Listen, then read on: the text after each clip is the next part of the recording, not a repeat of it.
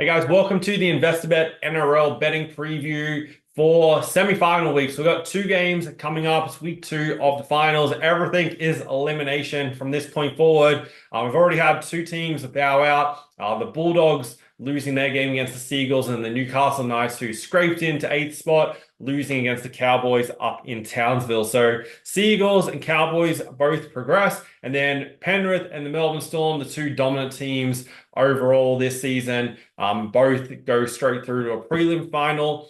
Penrith beat the Roosters 30 points to 10 and were pretty clinical in their win. They had a 24-0 lead after 23 minutes. And from that point, on the back of their defense, it was game over realistically for the Roosters. We look through the team statistics. Penrith completed at 88%, which is, well above average. And at 88%, it's possible to beat sides. However, you do need them to be a weak defensive side in order to do that. Or be a very, very, even side, which with the Roosters injuries, that's not the case at the moment. One thing I did notice when I was running through the stats for this game is the kick return meters. Penrith had 310 kick return meters to the Roosters 87. So the kicking game for the Panthers was spot on and constantly trapped the Roosters right down inside their 10 meters. And you weren't allowing the fullback and wingers into Tedesco and etc. to be able to, get some field position back after those kicks. Then also the Panthers won the forward battle up the middle and won the run meter battle by almost 600 meters gained. Then the Storm Sharks game, Storm ran out winners 37 to 10. It was 14 to 10 at halftime. So the Sharks, with Nikola's try right on halftime, were somewhat in the game. But their second half, the Storm really put the foot down there. Harry Grant crossed for 3 tries. The Storm beat the Sharks in the second half, 23 points to nothing. And if you look through the team stats for this game, Storm had 59% possession and 95% completion rate. So they only had 2 sets that they didn't either score or get to a kick. And against pretty much any side, it's pretty much the Storm played their grand final the same way they played this game. Even if it was against, if it happens to be against Penrith, then Penrith wouldn't be able to beat them with the numbers that they put up in this game. 750 post-contact meters. The Sharks are a pretty good defensive side. Those numbers are very, very high. Also, once again, dominated in the kicking game as well.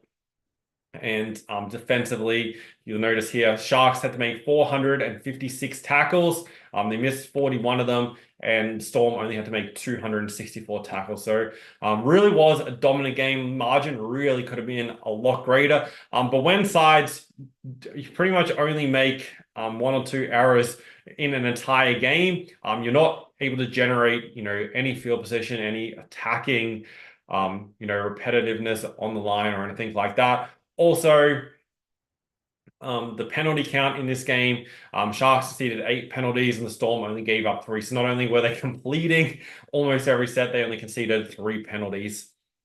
And then the Cowboys Knights games, the first of the elimination games. We're running through this now, so then we have a good outlook on approaching these games for this week as well. So Cowboys ran out winners 28-16.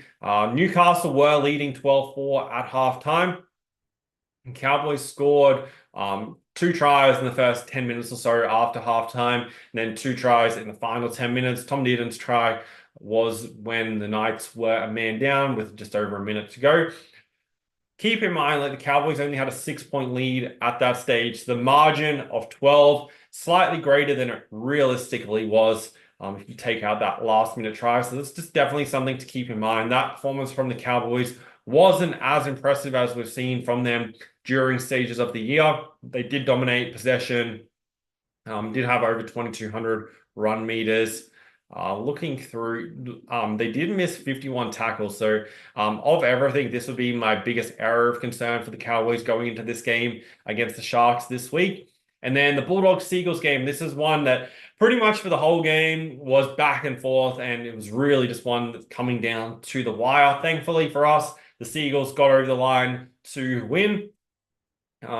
Looking through The Bulldogs scored their last try just after halftime, so 6 minutes after halftime. They pulled away to a 10-point lead. Cherry Evans crossed, and then they scored a try with just under 10 minutes to go, and a good conversion from Ruben Garrett to put the Seagulls 2 in front. Matt Burton had a couple of shots from long range to try and tie it, both of them falling a few meters short of the uprights. For this game, it was very, very even. As you can see, 50% possession apiece. Statistically wise, there was virtually nothing between them for pretty much every single key area. The kicking game from Cherry Evans was pretty good, and that's going to be very, very important this week against the Roosters.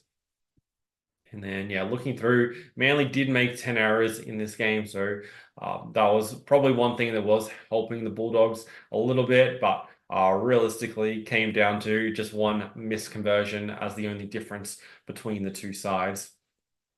So looking through the games for this week, as I've spoken about previously, if you watched any of the other videos all season, is when we go through, we're looking at the performance data of sides, looking at where their strengths are, where their weaknesses are, how they match up against each other, and also how they match up in terms of the overall competition. Have we got, well, at this point of the year, we're obviously got better attacking and better defensive sides, but we're also looking at that, for every game. Sometimes, you've got two good attacking sides and two poor defensive sides going against each other, or vice versa, one of the opposite. And we can look to capitalize on that. And it can also give us an indication on how the game is going to be played. Alongside that, we're also looking at the betting trends of how these teams have performed over recent seasons against each other, who was favorite, who covered the spread, what the total points line was, and also did that go over or under that number. So on Friday night, the Sharks at home to the Cowboys. Well, it's not technically a home game. They are playing it in Sydney. Both games being played at Allianz Stadium. So it's effectively a home game for the Roosters in the other game, but not for the Sharks. So the Sharks at a neutral venue technically, but in Sydney is advantaged to them. We got the exact same odds for both games. $1.62 Sharks are favorite, -3.5, so just under a try. Feel like with these -3.5, there is that little bit of bait putting up that key number there for you to take the favorite. So that really caught my eye, and I am wary of that. And the total for this game is set at 45.5 points. 4 of the past 5 between these two sides have gone over the total points line. Last time they met was up in Townsville in round 21, and the Cowboys won that game 30-22. The total at 49.5, so 4 points higher than this number. Being played back in Sydney. Prior to that, in round 7, the total was 46.5, so we're kind of around that number. Mentioned, I'm recording this. I have a live stream going with just talking before starting the recording, that last week, the 4 games, the total points line was only 1.5 points out from what the closing line was. So if you're taking any alternate lines on the totals, whether you're going overs or unders, you would have been hitting every single time if you were just buying yourself a couple of points. And I feel like, that's definitely a really, really good way, especially if you can be on the preferred side of that over-under based on the teams that are playing and whether it's more likely to be a lower or higher scoring game. Sharks obviously come into this off a 27-point loss last week against the Melbourne Storm. They're definitely not going to face as tough opposition this week. The key thing that I mentioned earlier was the Storm completion rate and just dominating that. The Cowboys completion rate this season is averaging 77.4%, which is ranked 14th in the league.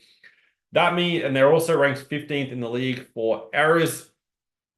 This means that the Sharks should get a lot more opportunities, and I think that's going to hold them in good stead to be winning this game. They've also covered 8 of the past 10 versus North Queensland and won 11 of the past 13.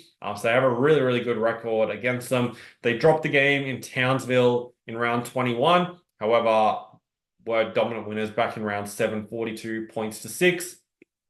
Last season, the Sharks won both games comfortably as well, 32-6 and then 32-12, sorry, and then 44-6 in the other game.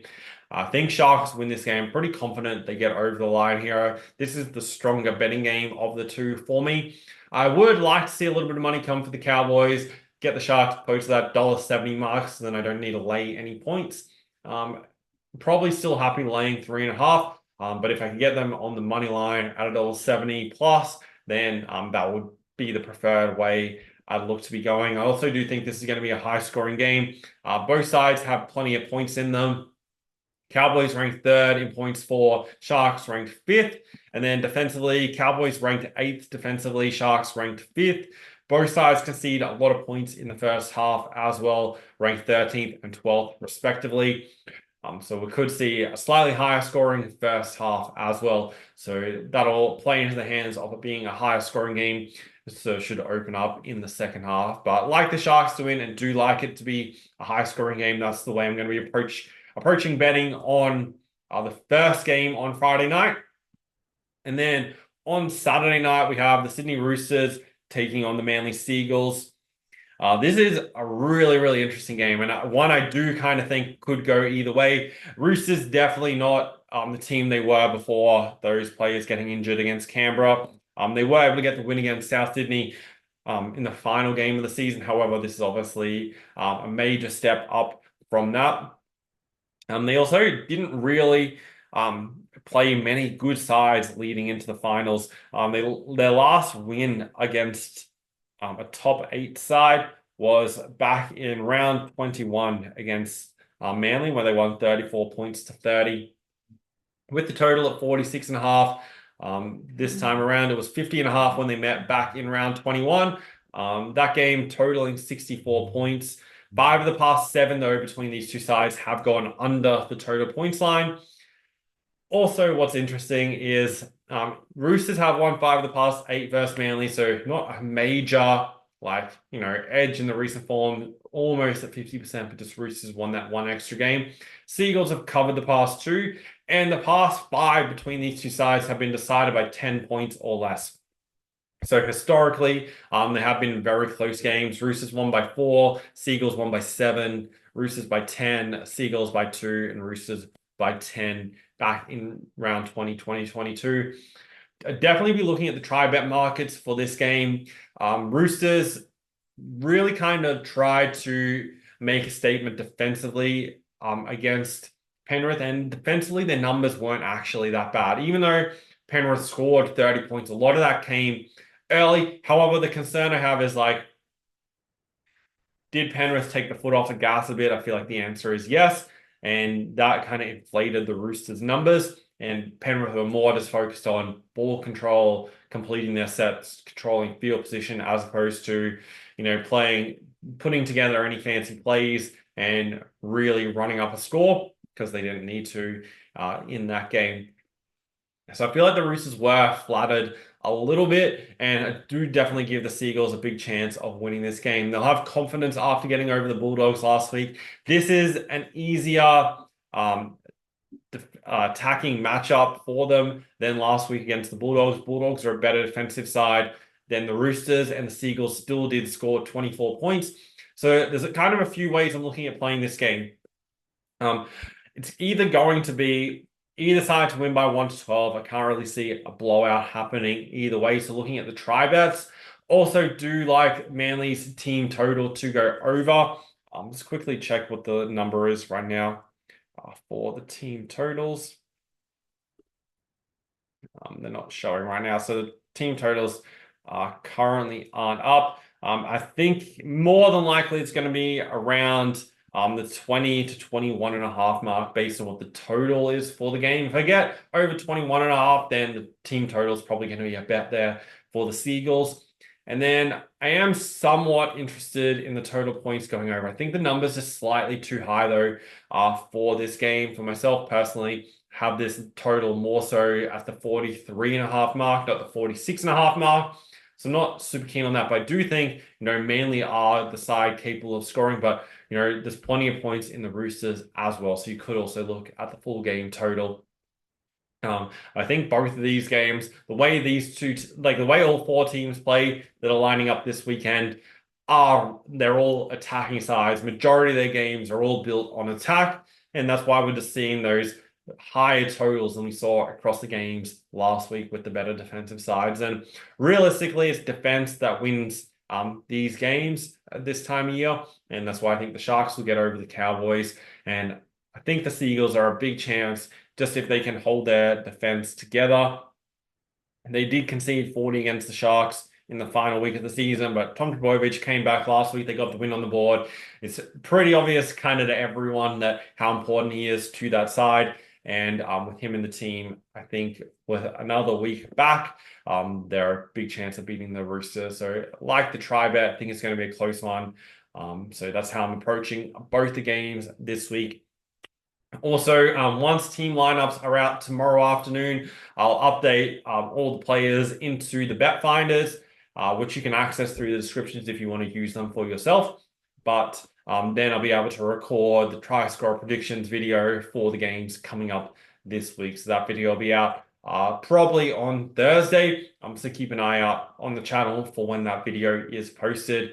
Make sure you subscribe. You've got notifications on so you don't miss it when it comes out. Probably going to have 3 to 4 plays across these 2 games. That obviously doesn't mean, you need to bet bigger. And that's one big thing. Like this time of year, we've gone from 8 games every single week down to 2 games. And then, it'll be 1 game in the grand final in a few weeks' time.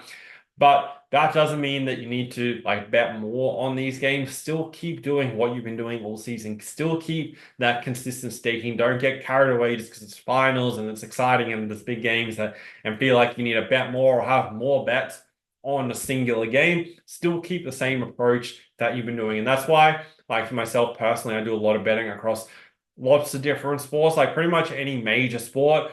That I have the statistical data for, very similar to what you guys are seeing here. When I have that information, then I'm happy to bet across all sports. So then I never really feel the need to kind of hammer a certain game or have lots of bets on one game to try to be profitable in that game, and go through all the different sports and find the situations that are worth betting into. Because kind of sometimes this point of the year that there might be one matchup that if it was a regular season game, you might rush that game and be like, well, out of the games this weekend, this is one that I'm not really keen on betting into, so I'm going to leave that game. Whereas because it's in finals, there's only 1 or 2 games to pick from, you feel like, well, I have to bet into that game. So definitely keep that in mind. That's one of the things that you can do, just kind of make sure that you're consistently profiting every single year and you're not having those big roller coasters of ups and downs. Because that's what it's all about. It's about just continually profiting, and then betting becomes way more fun. So that being said, I really appreciate you guys watching and following along throughout the year. Next week, we'll have the prelim finals. The winners of both of these games will go through to play. So the Sharks and Cowboys winner will go through to play Penrith, and loser, obviously, season's over. And then the winner of the Roosters Seagulls game goes through to play the Melbourne Storm in the prelim finals. Obviously, right now, it really is looking like a Storm Panthers grand final. As I said, defense is what wins you these kind of games this time of year. And those are clearly the two best defensive sides. If we look at the power rankings for this season, defensively, the Panthers ranked number 1 and Storm ranked number 3rd. Bulldogs obviously kept teams to low scores, but they don't have any firepower in attack, who are the other side, who are right up there defensively. But yeah, if they can get their attack going, that'll give them a chance. You do need to be a sufficient attacking side, whereas you'll see here the Bulldogs ranked 11th in points for in attack. So that's kind of the difference. Whereas we can see here Storm ranked 2nd and Panthers ranked 6th in attack. So yeah, that is what you need to win these kind of games, and that's why it's most likely going to be them in the grand final. But still exciting games this weekend. As a Sharks supporter, I really hope they can get through and face Penrith in a prelim. Yeah, so keep an eye out for the try score video coming out later this week on Thursday, and I'll talk to you guys soon. Thanks for watching.